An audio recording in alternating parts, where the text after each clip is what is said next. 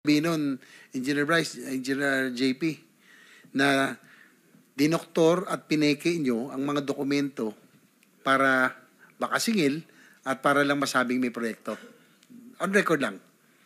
Di ba pag sinabing in-house na kayong gumawa, iniram nyo kay Ma'am Sally ng SIMS, kay Wawaw, mga lisensya, ibig sabihin hindi talaga ginawa.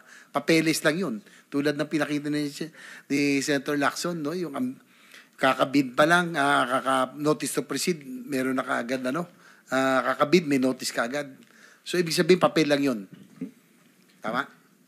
Your Honor, meron po kasing instance na nangyayari sa amin na may tinatawag po na contractor's own risk. So, lumalabas parang hindi pa po lumalabas yung yung talagang notice to proceed niya, gumagawa na siya. Advance, ginagawa niya na. Parang ganun po, Your Honor. Parang alam niyang malaking kutob niyang makukuha niya dahil alam niyang paborito naman siya, ginagawa na kahit wala pang notice to proceed. Yes po, yun po ang bigay sa amin, yun po ang instruction sa amin ni Boss Henry, Your Honor. Pwede pong maggumamit nung ganong contractor's pero own risk. yung ibang inamin niya na merong ghost. Ibig sabihin, yung mga project na ito, wala talagang delivery. Walang ginawa. Papeles lang. Papel lang ang tumakbo. Di ba? Tama po, Your Honor. So, ibig sabihin nun, dinoktor at pineke nyo lang yung mga dokumento. Nung project engineer po, gumagawa po nun, Your Honor. Kami po, pumipirma. Pero ibig sabihin nga, dinoktor nyo, pineke nyo yung mga dokumento para mai-forward, para makasigil kayo, makuha nyo yung SOP. Tama? Parang ganun po, Your Honor. So, Mr. Chair, hindi lang ang lisensya nyo, hindi lang engineer. Kasi nagdodoktor kayo ng dokumento, fake dokumento, arkitekto pa kayo na modus. 3 ang profession nyo. Yun na lang huli. Tapos, bago si D. Alcantara, tinanggi yung ghost projects. Pero, ngunit sabi niya, wala siyang problemang akuin niya yung ibang proyekto. Tama ba? Di ba yun yung sabi ni D. Alcantara? Hindi niya alam yung ghost projects. Akuin niya lahat. Kung umpisa pa lang dito, sa kanya na kagad Sabi niya, siya may kasalanan, negligent siya. In nga po, Your Honor, na sinasabi namin nun na bakit inamin naman na lahat ng boss ko, bakit yun hindi pa niya inaamin? Yung ghost. Opo, Your Honor. So, minimaintain mo rin pa yun? Minimaintain mo pa rin na alam ni Opo, Your Honor. Ni boss mo na alam yung ghost. Opo, Your Honor. Si JP Mendoza, sige lang, bago tayo meron kasi akong info na nagkausap kayo na sinabi mo raw sa inyong boss na akuin namin talagang hindi niya alam. Totoo ba hindi? Hindi po, Your Honor. Kumbaga, nung time po na nagpa-meeting po siya, binabanggit nga po niya na akuin nga. Bali, sabi pa nga po, nung nakaraan pa rin kay Engineer Bryce, pumunta nga daw po kami dalawa kay Secretary Bonoan at doon nga daw po kami magsabi. Baka naman hindi kaya ginost nyo lang si Engineer Alcantara ng boss nyo, Engineer JP, Engineer po, Your Honor. Bryce. Ghost project, baka ginost nyo lang hindi ba? Your Honor, hindi po talaga ako makakakilos at makakapag-desisyon ng hindi alam ng lahat boss ko. Lahat alam niya.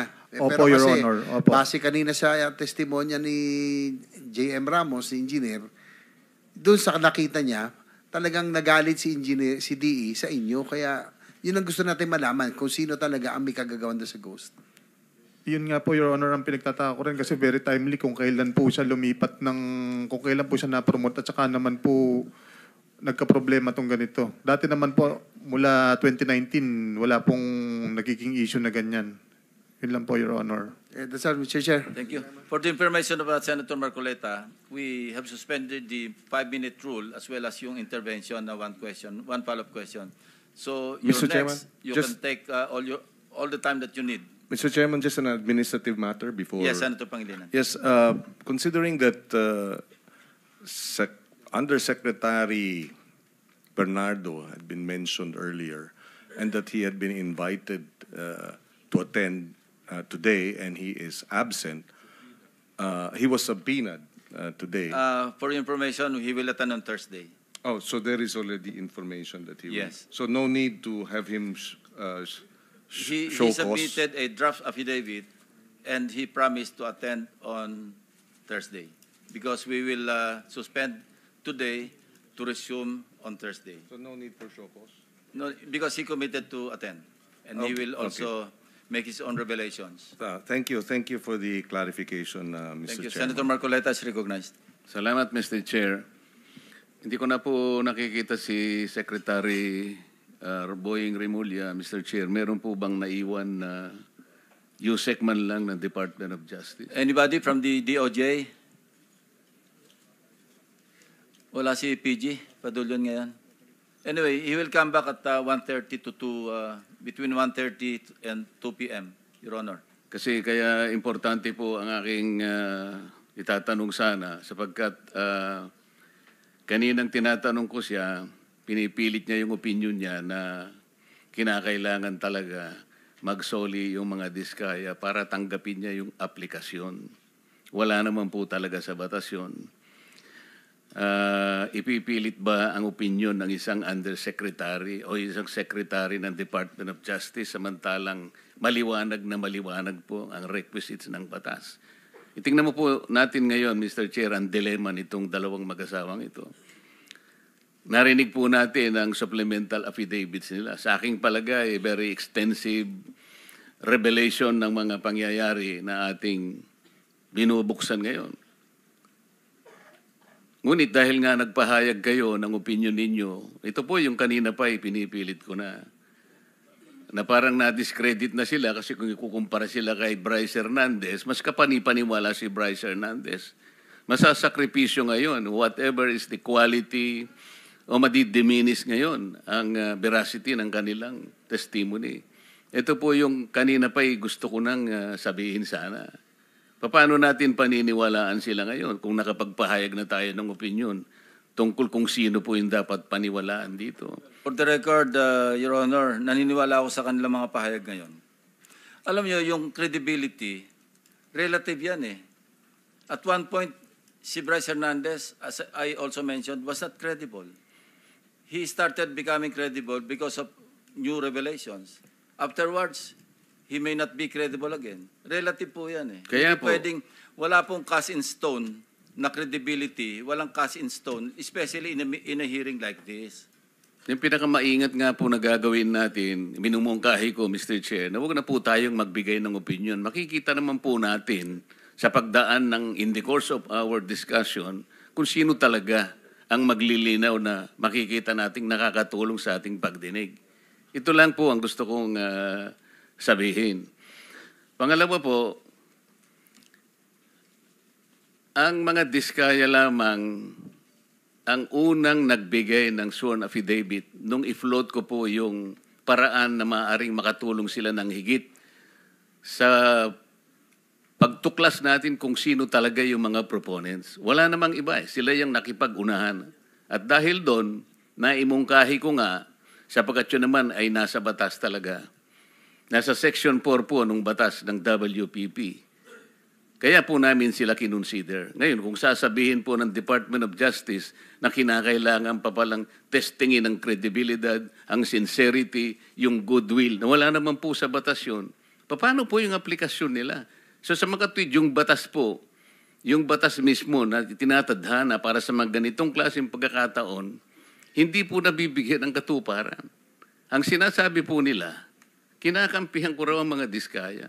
Hindi po, tuntunin natin from the beginning. I am very consistent. Ang batas po ang aking sinusunod, ang tinutuntun ko. Meron po kasing isang taong nagsabi, nag-intriga, nagpalabas ng kung anong klaseng intriga, na ako raw po, o maring hindi ako, isa raw mambabatas ang lumapit sa diskaya, humihingi raw po ng 1 billion pesos. Para po yatang nagkasundo sa 120 million na lang. Isip-isipin po ninyo, kapatid po yata yun ng ating colleague, si Ben Tulfo. So ngayon po, ang dami nagsasabi na baka ako yun. Sa akin lang po, okay lang yung magpalabas sila ng ganun eh. Basta may maniwala lang sana na mas maraming tao na hindi totoo ang sinasabi. Para sa akin, okay na po yun eh. Mr. Diskaya, meron bang pagkakataon ako nagpahaging sa iyo ng kahit ano pa? Your Honor, wala po. Wala po talaga. Saan ang galing yung binanggit ni Ben Tulfo na merong isang mambabatas? Your Honor, wala po akong idea, Your Honor. Hindi po Ben Tulfo, Ramon Tulfo pala. Sorry. Your Honor, wala po akong idea, Your Honor, kung saan po nanggaling.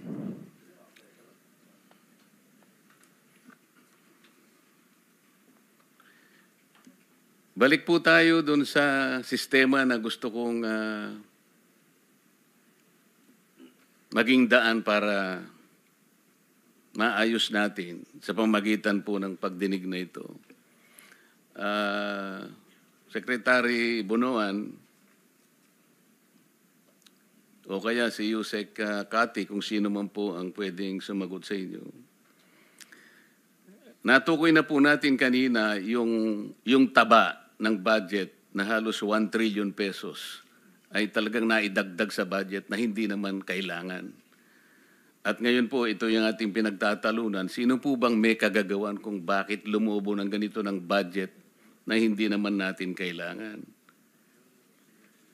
Halimbawa po, yung mga party list, Yusek Kati or Sec Bunuan, meron kayong Code 160. Magkano po ba yung binibigay nyo sa mga congressmen na party list? Magkano po ba yung nakatoka para sa kanila? Your Honor, I think we are allocating 160 million per party list. 160 million, Your Honor. Sa party list po yun? Sa party list, Your Honor. Yung regular po na congressman? The regular congressman, the allocation is based on a formula that we have already agreed. Average po. Kasi 300-something congressmen. Tama bang i-assume na mag-average sila ng 1 billion bawat isa? 1 billion, Your Honor. Sorry. Opo. On the average, Your Honor, maybe. Kaya nga po. So, tingnan po nyo yung lopsided. Tingnan po nyo yung pagkakaya. Pag party list ka, masaya ka na po sa 150. Nagsimula pa po yun, 130. Totoo po yan. Kasi po matagal akong nag-party list eh. Kaya po pag sinabi ng speaker sa amin, ang para sa inyo, ganito, magsimula na kayong maglista. Nationwide po ang constituency ng party list. Kaya po, magsimula, saan mo dadalhin yung 150 million buong Pilipinas? Kaya po merong isang barangay, sasabihin ko sa kanila, pwede bang 500,000 na lang muna kayo? Kasi paghahatian po ninyo ito. Sasabihin sa amin ng ibang mga barangay kapitan, sa kubeta lang po, hindi na po kakasa ito. Kawawang-kawawa po ang party list. Regular, 1 billion. Samantalang ang distrito po niya, lalong-lalo na po kung Batanes. Ilang tao lang ba ang Batanes? Yung Butante yata ron, 9,000 lang ang Butante. Pero meron siyang 1 billion. Ang party list, nationwide ang constituency, masaya ka na sa 150. Ito yung sistema pong mali. Hindi ko malaman paano po ninyo ina-allocate. Yung allocation po ang problema rito. Yung pong code na 143, USEC, para saan po yun? Magkano po ang nakatoka ron? Pwede pong i-clarify, ano po yung 143? Yung pong mga insertions, magkano po yun? Kanina po, pinag-usapan natin. Sa Congress, magkano po yun? Sa House of Representatives. Yung House of Representatives, Your Honor, meron yung leadership fund din. Natapos na po tayo doon. Okay. Sama-sama na po doon. Nasa 450B na po yun. Pati yung allocable. Yes, Your Honor. Yeah. Yan po yung...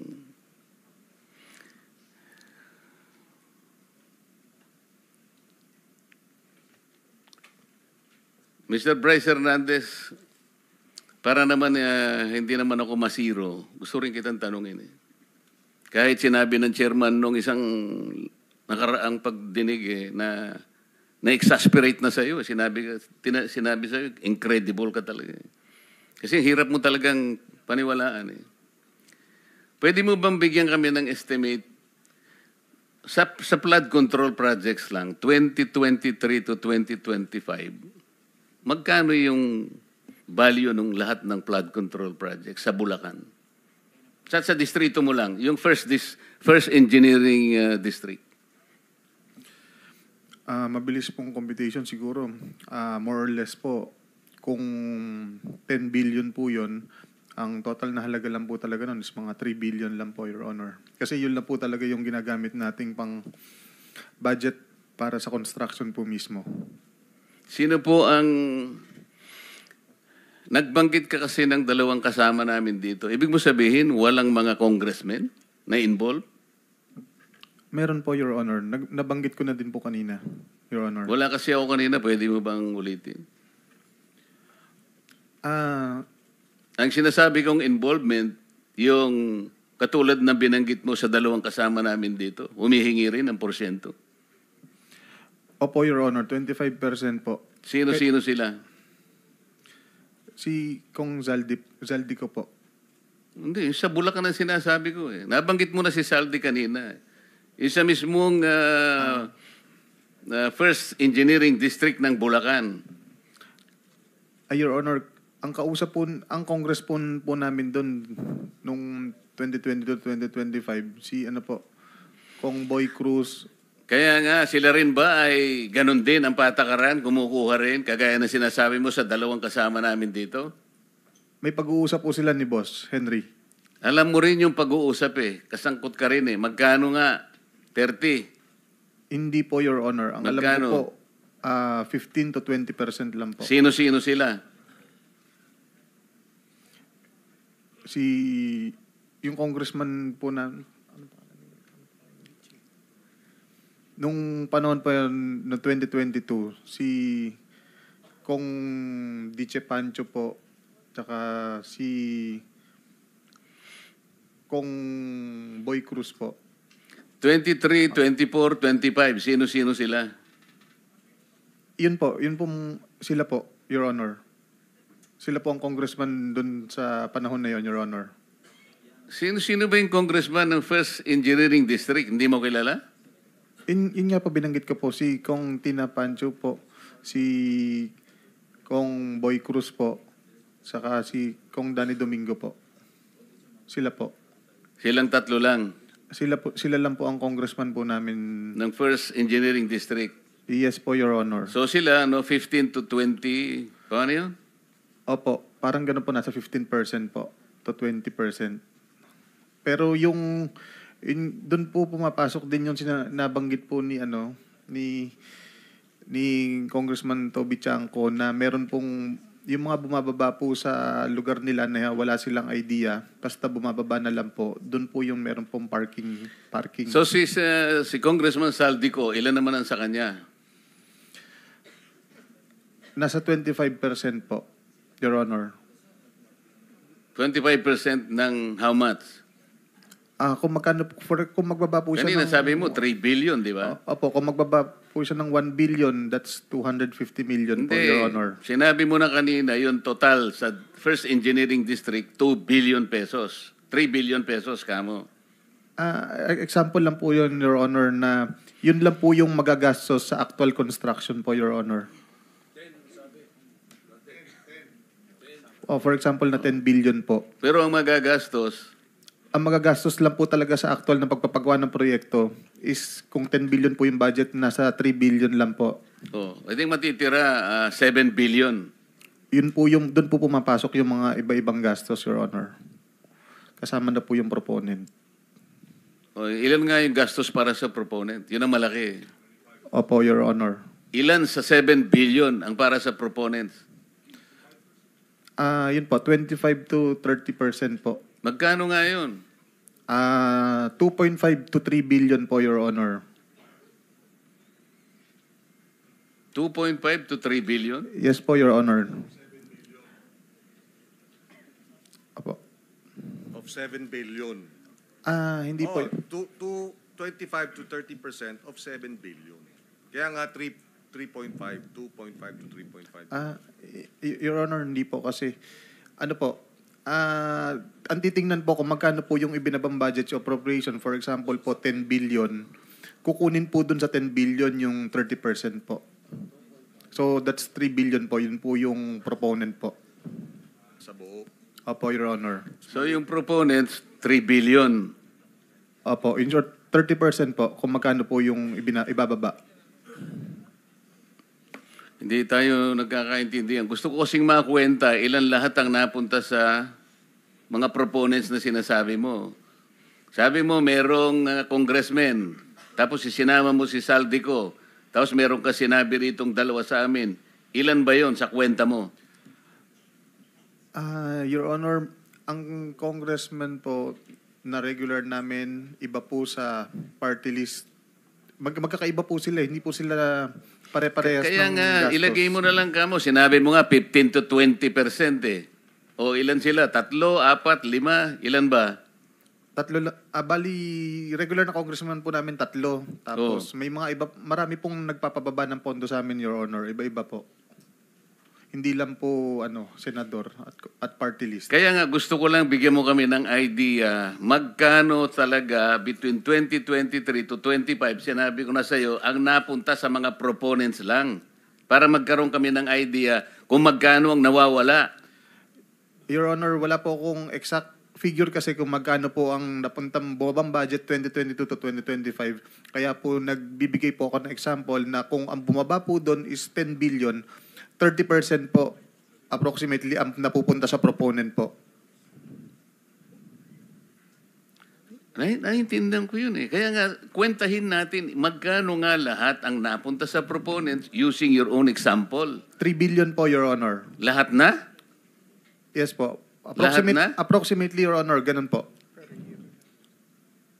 Paano natin ngayon kukwentahin yon? Kasi, alam mo, narinig ko si Chairman sa isang privilege speech niya, 2023 to 2025, yung pinanalo nyo sa nilustay yung pera sa casino, 2.1 billion yata. Okay? Si Boss Henry po. Hindi, bali sa privilege speech ni Chairman, 2.1 billion na yung inyong ipinatalo. Okay. Ngayon, sa proponent sabi mong ganyan, 3 billion. Apo, for example lang po yan.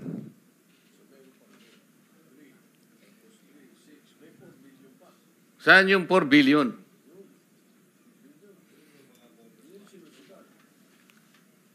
Ha? Okay lang po ba ipaliwanag ko yung detailed na ano po? Kanina ay mong paliwanag ng detail, ngayon nagpapaliwanag ka ng detalye. Kinukwenta ko lang kasi. Apo. Kahit pa paano natin kwentahin, imposible. Pagkatapos sasabihin, ikaw ang most credible.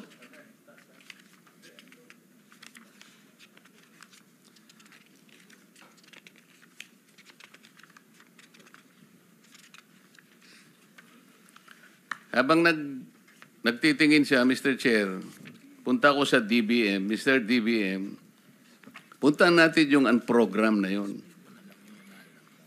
Bakit nagpapasubmit kayo sa DPWH ng program? Ba't napupunta? Para saan yun? Sir, di po kami nagpapasubmit. Sila po ang nagsasubmit ng request for chargeable against the unprogrammed appropriations. Sino nagsasubmit? Ang agency, actually, sir, the agency ang nagre-request Sino po. nga ang agency? In this case, for flood control projects, then of course, the DPWH. Kaya Mr. nga, Chair. pero hindi naman, wala naman sa budget nila yun sa DPWH eh. Kayo naman ang nagmamanage nun eh, di ba? Yes, sir. Oh. Sir, a special budget request, of course, is being submitted by DPWH, who is signed by, of course, the Secretary of the DPWH. We have that request, Mr. Chair. Yun na nga eh. Ang sistema nga ang gusto nating korekin eh. Hindi naman mag-a-appear sa budget nila. Bakit sila nagsasubmit sa inyo? Ba't kayo naman tinatanggap nyo? Pwede naman kasing wala na yung program eh. Yun ang ibig ko sabihin eh. Yeah. The nature po kasi ng unprogrammed fund po is during the submission doon sa sa NEP, wala pa po talagang list of projects. We being the NEP, or rather the unprogrammed appropriations, Alam na is po a standby namin fund. yun. Do not preach to the choir. Okay, sir. Okay? Ang sinasabi po namin dito, yung sistema kasi dapat nating ayusin. Okay. Napakaraming mali. Ito po, napalitaw na natin. 1 trillion ang taba sa budget. Hindi kailangan. Cholesterol. Kasama dyan yung unprogram. Di ba? Yes, So ang tinatanong, pwede namang walang unprogram, di ba? Kasi kasama sa taba eh. Kung katawan ng tao yun, ang pinoproteksyonan natin sa katawan natin yung cholesterol, hindi ba? Sir? Yes, Mr. Chair. Oh. We leave that to the, of course, wisdom of the Congress, Mr. Chair, because the, Hindi of nga, course, the NEP pabayaan is mo being na yun. Sinasabi ko nga, hindi naman kailangan talaga eh. Ina-address natin ang mali sa sistema. Kasi, uulitin ko sa iyo, hindi man kailangan, kasi ang DPWH kasi, siguro, ewan ko, sa takot nila siguro, baka mamaya guluhin yung kanilang nailatag, bigyan natin ng kailangan may allocable. Nakisama ulit tayo. Oh, may leadership na naman. Kaya po lumulobo ng lumulobo eh. Pagkat itong lumubong ito, itong 1 trillion na to, ang mga proponents po nag-aaway-away dito, alam nila lahat nila na ito'y excess. Ito ngayon ang kanilang talagang nilulusob. Ito yung ipinapark. Ito yung sinasagasa na sinasabi nila. Mr. Chair, iba po kasi naman yung nasa NEP na programs kaysa saan program. So iba po yung proseso, what is being proposed by the DPWH, that is with the listing at saka mayroon na nasa DEP. The program, Mr. Chair, is wala pa talagang listing yun because the nature of its fund, it's a standby fund. So wala pa po talagang listahan po. Ang kaso nga, yung mga proponents, ito ang tina-target. Hindi ba? Okay. So in that case, Mr. Chair, it's not with us, the DBM, because it emanates from the Congress po kung ano yung nilalagay po doon sa nililipat nila sa... yun nga yung hinahanap yun. natin, yung mga proponents. Ito, sinabi na ni Bryce, si Saldico, isa sa promoter. Sinabi rin ng Diskaya, lumabas din ang mga pangalan, 17 congressmen. Nabanggit din si Saldico doon at si Speaker Martin Romualdez. Di umano, sinabit nung dalawa sa kanilang sinabi. Tama? Yes, Mr. Chair. Isang araw, pumunta rito si Toby Chanco, si Representative Toby Chanco, isinegaw niya rin ang pangalan ng Saldico at nag-produce siya ng resibo. Napakahaba ng resibo. 2 probinsya lang, makikita mo yung pangalan ni Saldico. Halos pangalan niyang nakalagay doon na proponent 13.8 billion pesos. Magtataka ka dito, yung kanyang kumpanya na SunWest, wala man lang dito para umpisahan nating tanungin. Di ba kayo nagtataka kung bakit gano'n? Di ko sinasabi na hindi natin tanungin kung sino-sino. Meron dyan na, anong pangalan mo, Sims ka ba? Merong Diskaya, merong kung sino-sino. Pero yung pinaka-promotor, yung SunWest, na binabanggit ng lahat na, di ba natin siya tatanungin? Yan ang gusto kong bigyan ng diin dito.